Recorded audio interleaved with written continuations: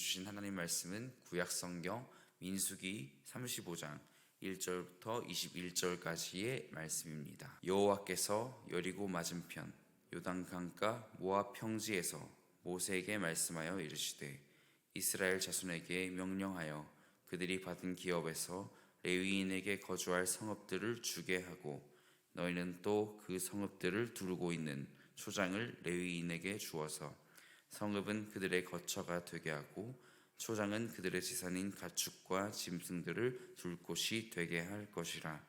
너희가 레위인에게 줄 성읍들의 들은 성벽에서부터 밖으로 사방 1000규빗이라. 성을 중앙에 두고 성밖 동쪽으로 2000규빗, 남쪽으로 2000규빗, 서쪽으로 2000규빗, 북쪽으로 2000규빗을 측량할지니 이는 그들의 성읍의 들이며 너희가 레위인에게 줄 성읍은 살인자들이 피하게 할 도피성으로 6성읍이요 그 외에 42성읍이라. 너희가 레위인에게 모두 48성읍을 주고 그 초장도 함께 주되 너희가 이스라엘 자손의 소유에서 레위인에게 너희가 성읍을 줄 때에 많이 받은 자에게서는 많이 떼어서 주고 적게 받은 자에게서는 적게 떼어 줄 것이라. 각기 받은 기업을 따라서 그 성읍들을 레위인에게 줄지니라. 여호와께서 또 모세에게 말씀하여 이르시되 이스라엘 자손에게 말하여 그들에게 이르라.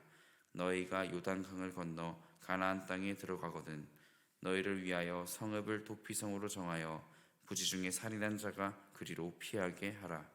이는 너희가 복수할 자에게서 도피하는 성을 삼아 살인자가 회중 앞에 서서 판결을 받기까지 죽지 않게 하기 위함이니라. 너희가 줄 성읍 중에 6을 도피성이 되게 하되 세 성읍은 요단 이쪽에 두고 세 성읍은 가나안 땅에 두어 도피성이 되게 하라. 이 6성읍은 이스라엘 자손과 타국인과 이스라엘 중에 거류하는 자의 도피성이 되리니 부지 중에 살인한 모든 자가 그리로 도피할 수 있으리라. 만일 철 연장으로 사람을 쳐 죽이면 그는 살인자니 그 살인자를 반드시 죽일 것이요 만일 사람을 죽일 만한 돌을 손에 들고 사람을 쳐 죽이면 이는 살인한 자니 그 살인자는 반드시 죽일 것이요 만일 사람을 죽일 만한 나무 연장을 손에 들고 사람을 쳐 죽이면 그는 살인한 자니 그 살인자는 반드시 죽일 것이니라.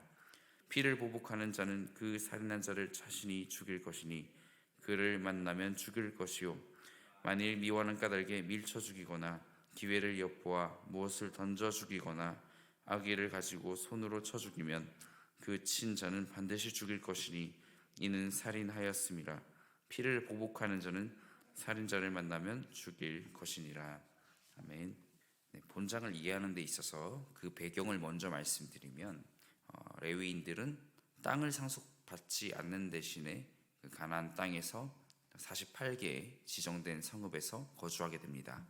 각 지파에 흩어져 살면서 지파 사람들에게 하나님의 말씀을 가르치고 또 하나님의 거룩하심을 드러내는 그러한 일들을 사명을 수행해야 했습니다.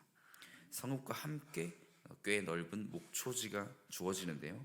레위인들은 이와 같이 농사를 짓지는 않지만 목축을 할 수 있었습니다.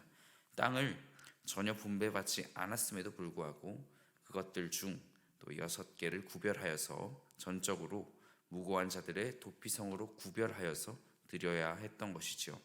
2절에 등장하는 그런 목초지를 뜻하는 단어가 있습니다.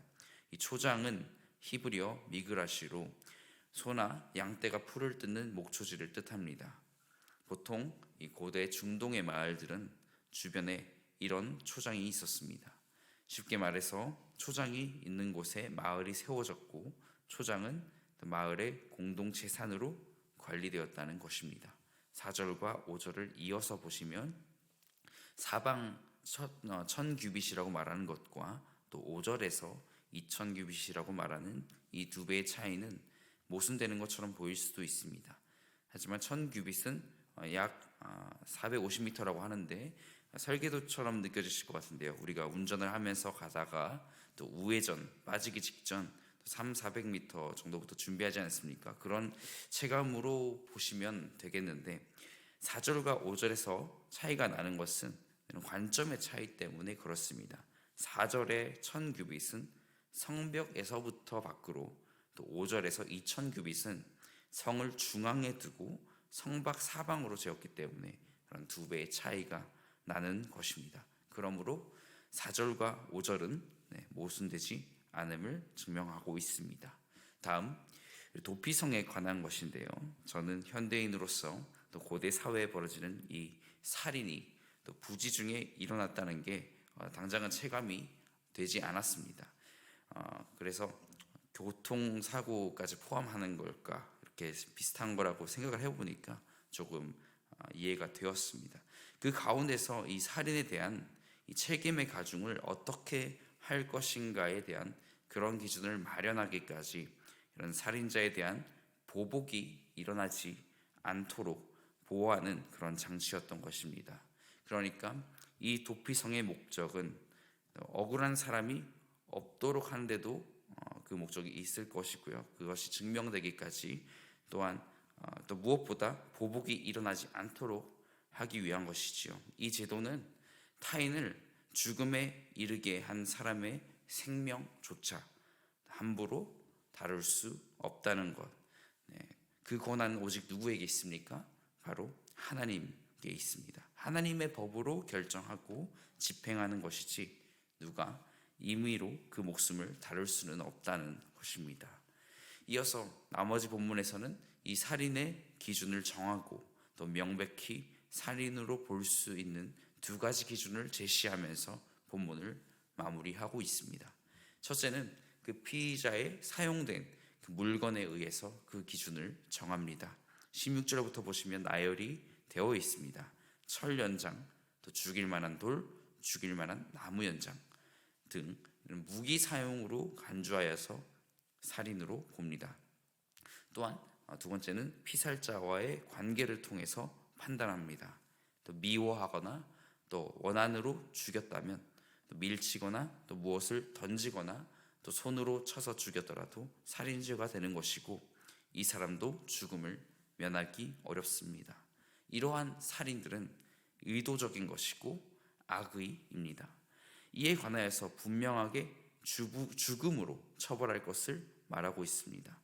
성도 여러분, 오늘 말씀을 통해서 우리는 또 이 사회 속 경쟁 구도를 비추며 나 자신을 돌아보고 또한 전체적인 면에서 또 사람을 해하는 일조차 엄두내게 하는 그런 분위기 속에 살고 있다면 또 나도 같은 방법을 쓰는 사람이었는지를 돌아보기 원합니다. 또한 이 모든 것을 선하게 자신을 내려놓고 더불어 사는 삶을 또 실천할 수 있기를 소망합니다.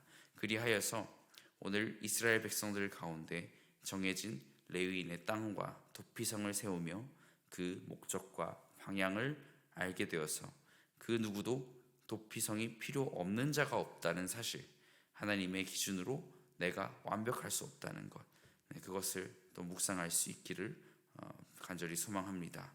나에 대하여서 해를 가하는 사람에게도 또 이와 같은 법칙으로 또 대할 수 있는 인내를 가지면 좋겠습니다. 왜냐하면 결론적으로 나는 도피성으로 갈 수밖에 없는 죄인이라는 것입니다. 예수님께서 그런 죄인인 나에게 도피성이 되어주실 뿐만 아니라 그 죄를 사해 주셨습니다. 우리가 죽을 죄는 무엇일까요? 오늘 말씀처럼 바로 누군가에게 해를 가하는 것도 될 수 있겠지만 무엇보다는 누군가의 것을 훔쳐서도 아니고 또 피해를 주어서도 아니고 누군가를 죽여서도 아닌 바로 하나님을 믿지 않은 죄, 그 죄가 우리에게는 또 죽을 죄라는 것입니다. 그것이 가장 크다고 말합니다. 하나님이 주인이 아닌 내가 주인이 되려고 하는 죄, 이것이 태초에 있었던 원죄이죠. 그것을 기반으로 모든 종류의 죄들이 나오는 것입니다. 사랑하는 여러분 가운데 또 이러한 원죄를 해결하는 방법은 오직 도피성이신 또 피난처이자 다시 살아갈 소망을 주시는 그 하나님의 아들 예수 그리스도의 공로로 이루어졌음을 믿고 이 시간도 모든 기도와 간구로 나아갈 수 있기를 간절히 소망합니다. 우리의 소망 되신 주님, 우리에게 새 하루를 허락하시고 이 시간도 기도로 하루를 시작하게 하시니 감사합니다. 하나님, 우리에게 은혜를 주셨습니다. 하나님, 다시 살아갈 소망을 주셨습니다. 주님을 바라고 나아갈 때, 무엇보다 주님 나라를 먼저 구할 때 우리의 원하는 그 간구 또한 주님께서 들으시고 이끌어 주심을 믿습니다. 하나님, 함께하여 주시옵소서. 성도님들 가운데 성령으로 동행하여 주시고 모든 길 가운데 주님께서 지켜 보호하여 주시옵소서. 감사드리며 예수님의 이름으로 기도하옵나이다. 아멘.